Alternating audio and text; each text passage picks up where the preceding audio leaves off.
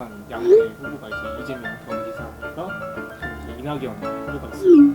어느 쪽을 더 지지하십니까? 그러니까 대장동 화천대유 사태로 지금 가장 핫한데 지금 이번 사태에 대해서 의원님은 어떻게 일단 보시는지.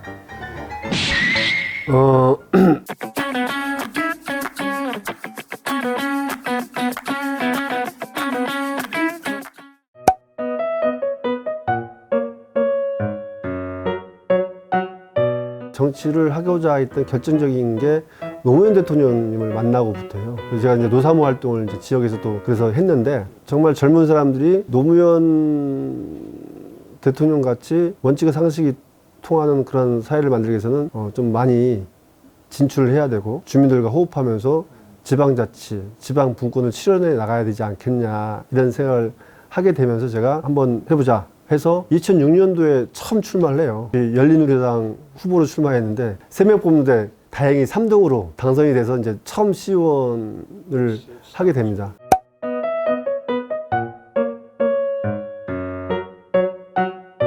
문화 강국을 만들어야 되는 게 저희 소임이라고 하는데 그러기 위해서는 이제 경기도에서도 보다 더 앞장서 나가야 되는데 경기도 현주소를 좀 보면은 좀 그렇지는 않은 것 같아요. 녹록하지 않은 게 이제 최근 이제 자료를 좀 제가 보니까 문화시설 수가 전국의 평균 이하라는 평가가 있고 경기도 시군의 자체 문화사업 비율이 65.2%로 전국의 7위 그리고 인구 10,000명당 평균 자체기획 문화예술 공연 건수가 전국은 평균 0.9건인데 경기도는 0.6건으로 전국의 8위를 차지하고 있습니다. 그만큼 예산 확보라든지 이런 방식을 통해서 육성하는 것이 시급하다고 볼 수 있는 게 경기도의 현 주소인 것 같고 생활밀착형 문화향유를 좀 중점적으로 추진하든지 아니면은 또 유휴공간이나 폐쇄공간들의 문화시설을 좀 만들어내는 데 좀 역점을 두어야 될 것 같습니다.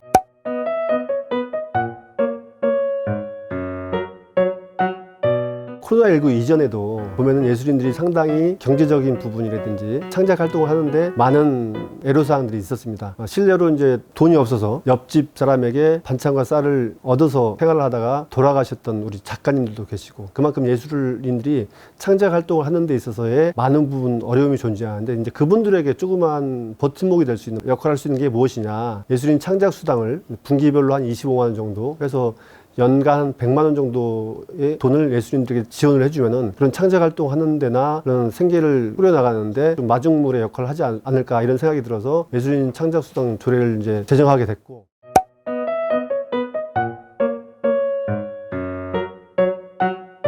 가장 정치인이 가장 어려운 게 뭐냐면 재미가 없어요. 왜냐면 사실 정치하면 사람들이 딱딱해하고 자기 삶들과 좀 이렇게 동떨어져 있다라고 느끼잖아요. 그러다 보니까 정치인 유튜브 하면은 어려운 게 뭐냐면 그 콘텐츠, 그러니까 어떤 내용으로 유튜브를 할 것인가에 대한 기획과 시나리오, 요걸 만드는 게 가장 어렵고 이왕이면은 이제 시민들한테 필요로 한 정보를 주고 싶지만 그걸 또 좀 재밌게 좀 풀어내야 되고 각인이 되게끔 해줘야 되는 그런 부분이 있기 때문에 그런 부분들이 되게 힘들더라고요. 저도 처음에는 시작하고 일주일에 한 번씩 한 편씩 꼭 만들었어요. 근데 그게 지금도 지키고 계신가요? 지금도 지키지는 못하는데 그래도 한 1년은 지켰어요. 1년 정도는 그래도 재미있건 없건 콘텐츠를 만들어서 이제 보내드리고 있었는데 6개월 정도 되니까 이제 다른 일도 제가 해야 되지 않습니까? 이게 다른 일을 하다 보니까 이게 타이밍을 놓치면은 또 못하는 적도 있어서 한 달에 한두 편은 꼭 나가요. 세만시 TV 만식이냐 구독과 좋아요 네, 저 그대로 부탁드리겠습니다.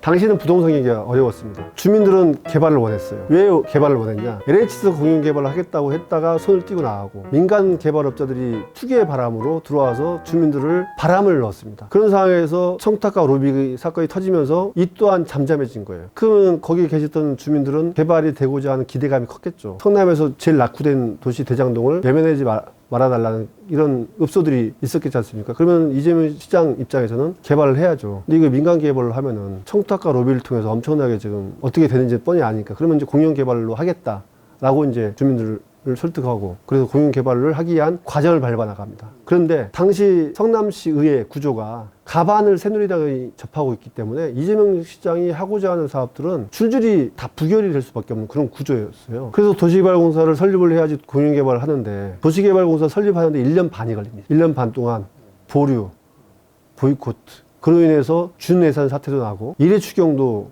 2회 추경도 심의하지 못하는 그런 상황이 2년 이상을 뭐를 해요. 그 사이에 주민들을 갔으면 어떻겠습니까? 그래서 이제 2년 전반기가 지난 이제 후반기에 들어서 나름 그 지역에 있는 이제 시의원들이 당은 틀리하지만 새누리당의 시의원이 주민들의 그런 형편을 감안해서 소신을 가지고 반대되는 행동을 하게 됩니다. 그래서 도시개발공사가 설립이 되고 도시개발공사 예산이 세워지게 된 거죠. 그 당시는 정말 부동산 경기가 바닥이었어요. 그럼 이 수익 구조는 앞을 내다볼 수 없는 그런 상황이지 않습니까? 그래서 이제 그런 구조가 어떻게 보면은 관에서는 돈 한 푼 안 들이고 개발 이익에 얼마 5,503억 원 전후를 환수하는 조건을 제시했고 거기에 사업 시행자들이 동의를 했기 때문에 그런 구조가 만들어진 거거든요. 근데 이제 그런 부분들은 안 보고 그냥 지금 뭐 화천대유에서 수익률이 얼마나 그 수익률도 사실은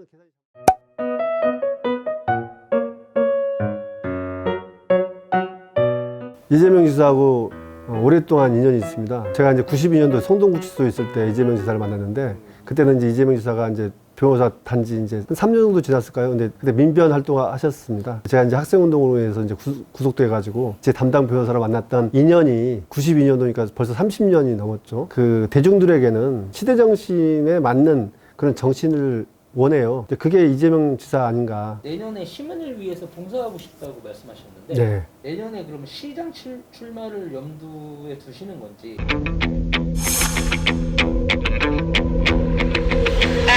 네, 시장 출마를 염두에 두고 있습니다. 내년에 그럼 시장 출마 이 얘기는 꼭 하고 싶다라든지 아니면 뭐 그런 거 혹시 있으세요?